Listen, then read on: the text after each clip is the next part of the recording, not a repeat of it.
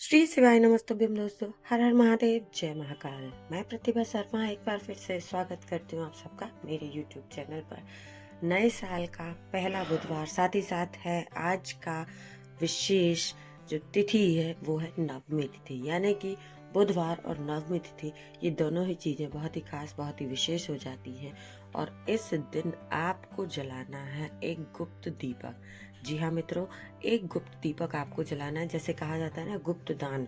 गुप्त दान वो कहा जाता है कि जो आप दान पट्टिका में डाल करके आए हैं वो किसी को भी पता ना चले कि आपने क्या दान किया है। वैसे ही यहाँ पर जो हमें एक गुप्त दीपक जलाना है, वह दीपक आपको तो पता होगा कि आपने जलाया है, लेकिन आपसे पहले वह दीपक कौन जला करके गया है ये किसी को पता नहीं होगा और आपको भी इसकी जानकारी नहीं होगी। तो आज के दिन यानी कि 9 जनवरी बुधवार नवमी तिथि का एक विशेष उपाय मैं आपके साथ शेयर करने वाली, जो कि बड़ा ही सरल, बड़ा ही आसान सा उपाय है। आपने करना क्या है दोस्तों, आपने जलाना है एक गुप्त दीपक और इसको जलाना है महादेव के शिवालय में। शाम के समय पूजन आरती के पश्चात आप पहुंच सकते हैं। वहां पर जो भी दीपक पहले से प्रज्वलित हो, आपको पता ही नहीं होगा कि यह दीपक किसने जलाया है। उस जलते हुए दीपक में आपको अपने घर से ले जाया हुआ तिल का तेल डालना है। क्या डालना है? सरसों का तेल नहीं डालना है, मीठे तेल का भी उपयोग नहीं करना है और ना ही यहाँ पर गाय के घी का प्रयोग करना है। यहाँ पर हमें जलाना है एक गुप्त दीपक, जो कि होगा तिल के तेल का। तो दोस्तों ध्यान रखिएगा कि शाम के समय आरती जब हो जाती है मंदिरों में भी, उस समय पे आपको पहुंच करके जो दीपक वहां पर पहले से प्रज्वलित है, जो आपको नहीं पता है कि किसने जलाया है, उस जलते हुए दीपक में आपने थोड़ा सा तिल का तेल डाल देना है और बस हाथ जोड़ करके महादेव से प्रार्थना करनी है कि हे महादेव, जैसे मैंने आज के दिन यानी कि बुधवार नवमी तिथि पर ये गुप्त दीपक जलाया है, वैसे ही आप मेरे जीवन की जितने भी गुप्त शत्रु हैं, जितने भी मेरी गुप्त परेशानियां हैं, उन सबको दूर कीजिए और अपना आशीर्वाद प्रदान कीजिए। ऐसे आप जिस तरीके से आप प्रार्थना करना चाहें, ऐसे महादेव से प्रार्थना कीजिएगा। आपके घर के, आपके जीवन के जो भी संकट होंगे, गुप्त परेशानियां होंगी, वह धीरे धीरे करके समाप्त जरूर हो जाएंगी। तो दोस्तों बहुत ही सरल सा उपाय मैंने आपके साथ यहाँ पर शेयर किया है। वीडियो का मेरा पहला उपाय था जो कि बहुत आसान था। जितनी भी जानकारी मैं आप सबके साथ शेयर करती हूँ, पूज्य गुरु जी की कथाओं के माध्यम से ही सुनकर आप सब तक पहुँचाती हूँ। उम्मीद करती हूँ आपके लिए लाभदायक होते होंगे। तो अगर वीडियो अच्छा लगे तो वीडियो को लाइक शेयर सब जरूर कीजिएगा और चैनल को सब्सक्राइब सभी को करना है। चलिए बात कर लेते हैं अब हम इस वीडियो के अपने दूसरे उपाय की, जो कि बहुत ही विशेष उपाय है।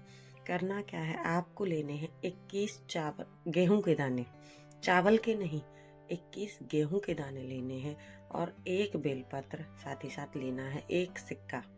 वो 2 रुपए का, 5 रुपए का, 10 रुपए का, कुछ भी हो सकता है। तो ये क्यों लेना है, इसका क्या कुछ लाभ है, ये मैं आपको बताने वाली हूँ। अगर आपके घर में धन को लेकर के समस्या हो रही है, पैसे को लेकर के समस्या हो रही है, कर्ज जैसी स्थिति बनी हुई है, या आपके व्यापार व्यवसाय में स्थिरता आ गई है, पैसा बढ़ ही नहीं रहा है, धन आ ही नहीं रहा है, सब काम रुके के रुके रह गए हैं, है ना। तो अगर ऐसा कुछ आपके जीवन में भी हो रहा है कि भाई नौकरी व्यापार बिजनेस तो है, लेकिन उसमें बढ़ोतरी नहीं हो रही है, कहीं पर आप ठहर से गए हैं, तो धन की आवक के लिए, लक्ष्मी प्राप्ति के लिए, माँ लक्ष्मी की कृपा की प्राप्ति के लिए आपको इस उपाय को जरूर करना चाहिए। आज यानी कि बुधवार नवमी तिथि के दिन विशेष उपाय है। करना क्या है दोस्तों, आपने लेना है 21 गेहूं के दाने।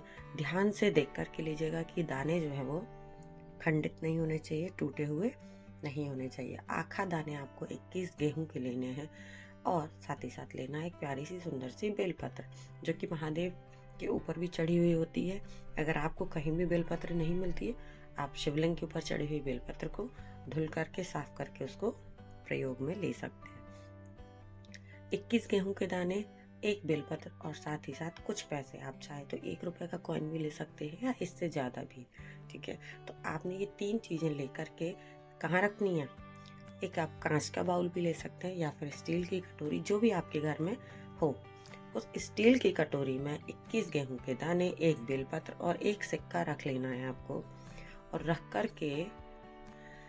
के क्या करना है, ये सब लेकर के आपको पूरे घर में घूमना है। अपने पूरे घर में घूमने के बाद एक एक कोने में, एक एक रूम में जा कर के आपको ये कटोरी लेकर के जाना है अपने दोनों हाथों में। और पूरे घर में घूमने के बाद जहाँ कहीं भी हमारे घर में पानी का स्थान है, यानी कि पीने का पानी आप रखते हैं या पानी का सोर्स जो भी आपके घर में है, आप उस स्थान पर इस जो आपने कटोरी तैयार की है, इसको ले जाके रख दीजिएगा।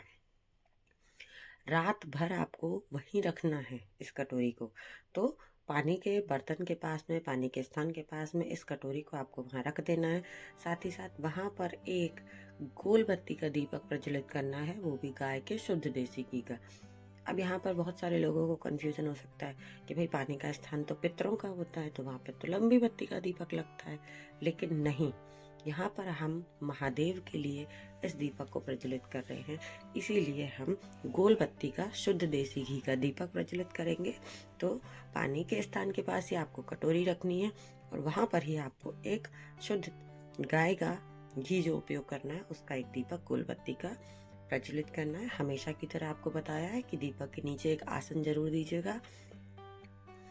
रात भर उस कटोरी को वहाँ रखे रहना है, हाथ जोड़ करके भगवान से प्रार्थना करनी है, अपने पितरों से प्रार्थना करनी है और रात भर कटोरी को वहाँ पर रखे रहने देना है। अगले दिन सुबह उठ करके स्नान ध्यान पूजन के पश्चात आप अपने घर का पूजन कर लीजिएगा और उसके बाद इस कटोरी को लेकर के आपको पहुँच जाना है शिवालय। आसपास जहाँ कहीं भी शिव विराजते हों, वहाँ पहुँच करके आपको क्या करना है, कटोरी में जो एक बेलपत्र है, उस एक बेलपत्र को आपको समर्पित करना है माता अशोक सुंदरी के स्थान पर। ध्यान रहे कि डंडी का भाग जो है वो जलाधारी की तरफ हो। माता अशोक सुंदरी के स्थान पर बेलपत्र को समर्पित कर देंगे और जो 21 गेहूं के दाने हैं वो आपको शिवलिंग के ठीक ऊपर समर्पित कर देना है अपने राइट हैंड से। जी हाँ, अपने सीधे हाथ में 21 गेहूं के दाने लेकर के शिवलिंग के ऊपर समर्पित कर देना है। और जो कॉइन है, अब उसका क्या करना है, अब आप लोग पूछेंगे, तो कॉइन को अभी कटोरी में ही रखना है। हाथ जोड़ करके महादेव से प्रार्थना करनी है, भोलेनाथ से प्रार्थना करनी है, माँ पार्वती का ध्यान करना है और उनसे अपनी परेशानी, अपनी समस्या कह देनी है कि हे ईश्वर, मेरे जीवन में धन को लेकर के जो समस्या है उसको आप दूर करें, अपनी कृपा जो है वो हमारे परिवार के ऊपर बनाए रखें। जिस भी प्रकार से आप ईश्वर से प्रार्थना करना चाहें, आप अपने शब्दों में ईश्वर से अपनी बात अवश्य कहें। इतना करने के पश्चात वहां से आपको कुछ दाने उठाने, कितने दाने उठाने वो भी विशेष करके है आपको बाबा से आज्ञा लेकर के, जी हाँ, महादेव से आपको आज्ञा लेकर के शिवलिंग पर से 7 गेहूं के दाने उठा लेने हैं और लेकर के आ जाना है अपने घर। अभी भी बहुत सारे लोग ये पूछेंगे कि वो जो सिक्का था उसका क्या करना है। इसको आप 2 तरीके से उपयोग में ले सकते हैं। या तो उस एक सिक्के को जो आपने उसमें धन रखा था, आप उसको दान पात्र में भी डाल सकते हैं, या फिर उसमें कुछ और पैसे ऐड करके आप किसी गरीब व्यक्ति को, ब्राह्मण को भी दान कर सकते हैं। तो ये तो रहा कि वो जो धन हमने उसमें लिया था उसका उपयोग क्या है। और महादेव की आज्ञा लेकर के जो 7 गेहूं के दाने आप लेकर के आए हैं अपने घर, उन 7 गेहूं के दानों को एक छोटे से लाल कपड़े में रख करके उसकी पोटली बना लेनी है और रखना है आपको अपने घर के मंदिर में। आप देखिएगा कि कैसे धीरे धीरे करके आपके घर की, आपके जीवन की जो लक्ष्मी को लेकर के समस्याएं हैं वो समाप्त हो जाती हैं। तो दोस्तों, यहाँ पे मैंने बात की 2 उपाय की, जो कि बहुत सरल, बहुत ही आसान से उपाय थे। अब बहुत सारे लोग ये पूछते हैं कि भाई शिवलिंग के ऊपर जल समर्पित करना है कि नहीं, इस उपाय में करना है या नहीं करना है।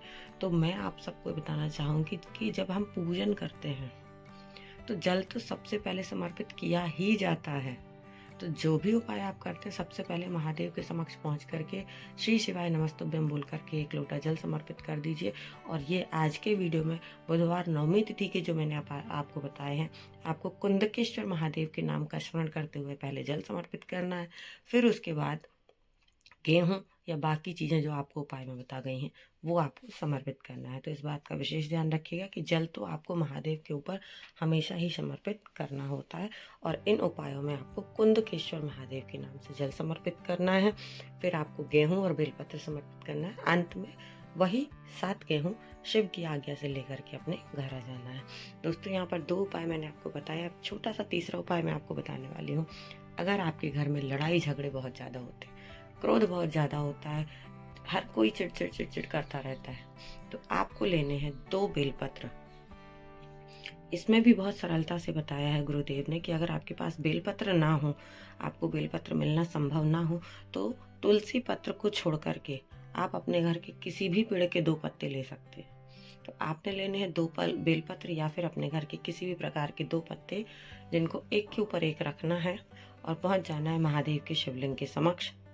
हमेशा की तरह भगवान का ध्यान करना है और जो दोनों बेलपत्र हैं या जो 2 पत्तियां आप लेकर के गए हैं, उनको अपने राइट हैंड में लेकर के भगवान के कटी स्थान पर, यानी कि जहाँ पर माता पार्वती का स्थान है, उस स्थान पर आपको ये समर्पित कर देना है।